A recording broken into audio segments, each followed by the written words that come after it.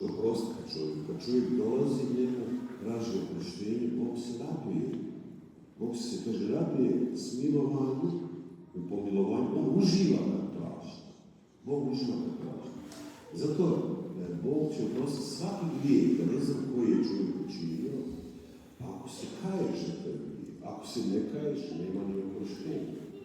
Da bi primio oproštenje, da se poduzati, moraš priznati svoj grijeh. I kaže, onda će Bog tvoje grijehe baciti u more.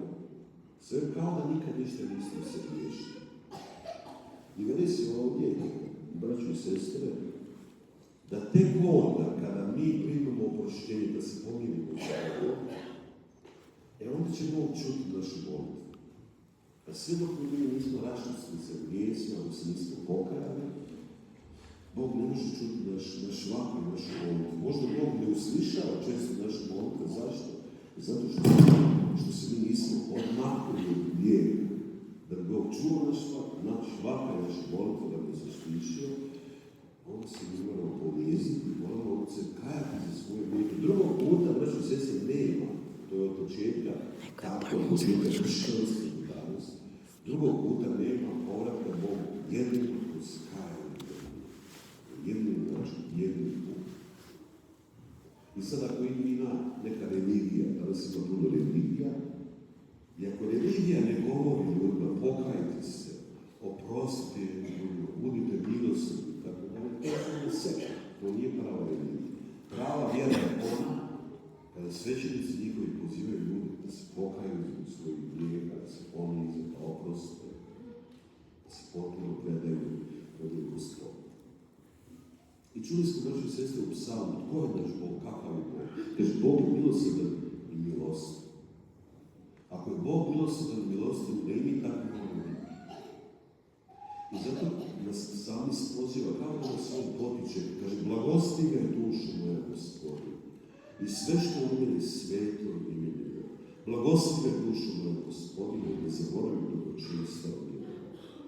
Kako da možemo blagoslovijati Gospodina? Pa možemo hvaliti Bogu. Recimo, svaki dan je dobro, možda 5 minuta na dan, samo hvaliti Bogu. Hvalite Bože, hvaliti Bože za sve. Hvala za ovo, hvala za ovo. Slava tebi, Kristi, budi blagosloveni i tako dalje. Zašto moramo hvaliti Boga, blagosloviti? Evo, odmah nam sam kaže ovo. On ti otpušta tvoj grijeh, zato da trebaš hvaliti, slaviti, blagosloviti. On iscijeljuje sve tvoje slabosti, zato da trebaš hvaliti, blagosloviti. On ti od propasti izbavlja život. On te kruni dobrotom i nježnošću. On ne postupa, kaže, s nama po našim grijesima i ne plaća po našim krivima. Zato, braćo i sestre, moramo hvaliti Boga, slaviti Boga. Mi obično kad dođemo u crkvu i u neku svetištu, onda kažemo, Bože, teško mi, Bože, volim, Bože, daj mi ovo, Bože, daj mi ovo. A treba li jedno vrijeme provesti u crkvi i u svetištu, hvaliti Boga, hvaliti, slaviti, onda se kajati za svoje grijehe, a onda, Bože, ozdravim ako je tvoja volja, pomozi mi, učini mi to i to. A ne smijemo odmah tražiti nešto od Boga, preskočimo slaviti Gospodina i hvaliti i kajati se za svoje grijehe. To je biblijski pristup. Evo, čuli smo današnje evanđelje, to je evanđelje o evanđelje. To je naša sestra. Kad bi se izgubila sve Biblije zapravo, sve kad bi se spalila, samo da ostane ovo što smo danas pročitali, to je dovoljno za nas kršćani, da znamo ko je Bog, što je kršćanstvo, što je vjera. Slušamo, dakle, u priču koju Isus ispričava rasipnu sinu. Ono što je mene dotaknulo posebno, dok je Davor čitao, kako je sin, braćo i sestra, kad je ispiskao imanje, koji je zalutao, rasipni, potrošio se bludnicama, stao je na nivou toga da je bio postao onaj koji čuva svinje, da je spavao u svinjicu i htio se nasjetiti oni što su jeli svinje, kaže, on nikomu nije dao. I taj gospodar, kod koga je on bio je vrlo okrutan prema njemu i prema svojim sinovima. I što čini tada taj čovjek, taj mladić? On uspoređuje kakav je gospodar kod koga je sada, kakav je njegov otac. Dakle, sjetio se da je njegov otac dobar, plemenit, da je dobar prema slugama, kao sa svojim sinovima. I braćo i sestre, on tada odlučuje kaže, ustaću, poći ću svome ocu i reći ću mu, sagriješio sam protiv Boga, sagriješio sam oče protiv tebe. Evo, braći i sestre, svi smo mi rasipni sinovi i čerka, griješi. Evo, vidite kako trebamo imati. Dakle, ja ću ustati, odlučujem se, poći ću na ispovijed, pokajat ću se, priznat ću svoje grijehe, pogriješio sam protiv Boga, pogriješio sam protiv crkve i primit ću oproštenje. I kao što je otac, kad je on se približavao, otac je njega prvi ugledao, kaže se, jer otac je stalno promatrao, gledao s prozora kad će doći njegov sin. I kad ga je ugledao, braćo i sestre, on je potičao. Zamislite jednog starca koji trči svome sinu u susret i on, sin je kleknuo i kaže, oče, nisam dostojan da se zovem tvojim sinom, zagriješio sam protiv neba, protiv tebe, daj da budem ugledao slugu tvoj. Otac ne da se ispriča, braćo i sestre, on je bio ganut, on ga je izgrlio.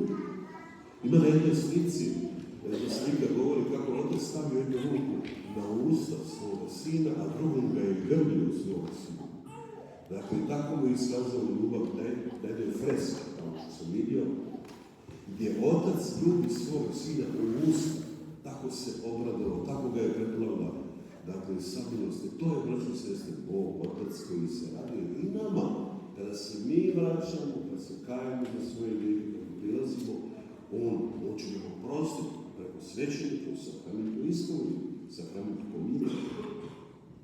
I čak je Otac rekao, dajte mu najbolju haljinu. Nije rekao bilo kakvu haljinu, najbolju haljinu za oprostitelja. Jer ovaj sin moj bijaše mrtav i još je bijaše izgubljen u mladosti. I on se stavio na sebe. Ima jedan primjer, čuli ste za Dostojevskog pisca, koji je, braćo i sestre, bio teški ateist koji je progonio crkvu, progonio je svećenike Boga. I on je bio osuđen na smrt vješanja, on i još njegovi sljedbenici. I prije nego što će ga izvršiti tu egzekuciju, on je dobio pomilovanje, ali doživotno da ide u Sibir na rad u logor. I kad je trebao putovati u Sibir, jedna mu je žena dala Bibliju u ruke, on nikad nije čitao Bibliju, on se borio protiv Biblije, protiv crkve, teški bio ateist.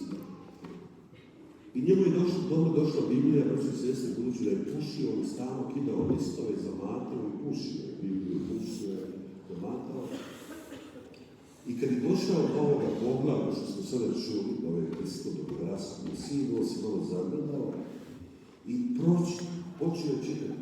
Pročitao je cijeli ovaj odlomno što smo mi malo prije čuli i on se promijenio milion posto. On je postao veliki pokorni, veliki pokaran. Samo što je pročitao ovaj odlomak o rasipnom sinu, zapravo o dobrom ocu, o Bogu koji je otac. I zaista vidimo ovdje na kraju i ovoga brata drugoga, koji se nije obradovao. On se nije obradovao što je otac primio. On čak prigovara ocu. Zašto ga je primio, prihvatio, potrošio, kaže, spiskao imanje s glumicama. On je osudio i oca i svoga brata. On se nije radovao. Otac kaže, i njemu treba se radovati, ovo je tvoj brat, bijaše mrtav, oživio, bijaše izgubljen u mladosti. Znači, mi se isto često tako ponašamo. Ne radujemo se tuđoj radosti. Da se drugi raduju, zapravo onda smo mi nekad nas uhvati zavist. Mi isto volimo osuditi ljudi. Ako netko nije išao u crkvu 40 godina, bio komunist, i on je sad došao u crkvu, jedanput mi osuđujemo takve ljude. A Bog ne smije, Bog nema jedan mi nekoga sluša. Koliko smo puta čuli da ljudi kažu, kaže, ja sam prije išao u crkvu, kad nitko nije išao sad, idu svi u crkvu, ja neću. Kad su došli, oni se u prvi kluba. Znači, braći i sestri, možemo izvršiti učiti od ovoga. Bog je nama dao puno milosti, puno stvari, a jednu stvar da Bog nije dao, ne smijemo nikoga osuđivati. Mi najveće grešimo. Možemo osuditi grijeh, a ne grešiti. Međutim, mi često osuđujemo od nikoga prava, jedni druge, osuđujemo čak i cijeli narod. A Bog je taj koji sudi. Znači, ako mi ne bi sudili nikoga na zemlji, mi bi spasili svoju dušu. Bio je jedan svećenik koji nije